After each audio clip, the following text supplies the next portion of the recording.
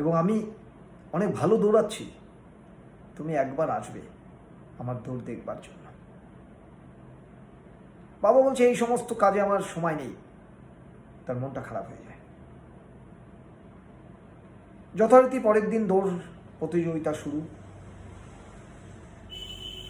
যখন প্রস্তুতি নিচ্ছে তখন বাচ্চাটা দেখছে তার বাবা এসেছে। সে আনন্দে আত্মহারা। সে ভাবছে আমাকে ফার্স্ট হতেই হবে, বাবা এসেছে, বাবাকে দেখাতে হবে আমি পারি। দৌড় স্টার্ট। কিন্তু আনন্দ আত্মহারা থাকার কারণে সে দৌড়াচ্ছে, দৌড়াতে গিয়ে হোঁচট খেয়ে গেছে, পড়ে গেছে। সে পড়ে গিয়ে ভাবছে না আমাকে জিততেই হবে, আমাকে আবার দৌড়াতে হবে।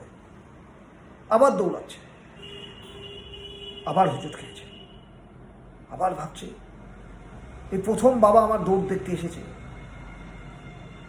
আমি যদি জিততে না পারি তাহলে বাবার সামনে যাবো কি করে। সে ভাবছে আমাকে জিততেই হবে যে কোনো উপায়ে, আমাকে বাবাকে দেখাতেই হবে আমি পারি। আবার সে হোঁচট খাবার পরে সে উঠে আবার দৌড়াচ্ছে, বারবার হোঁচট খেয়ে আবার চেষ্টা করেছে ফার্স্ট হবার জন্য, কিন্তু শেষ পর্যন্ত সে আর ফার্স্ট হতে পারেনি। সে কেঁদে উঠেছে। বাবা এসে তাকে জড়িয়ে ধরেছে, বলছে তুই কাঁদছিস কেন? সে কেঁদে বলছে বাবা আমি ফার্স্ট হতে পারলাম না, আমি জিততে পারলাম না। বাবা বলছে কে বলছে তুই জিততে পারলি না?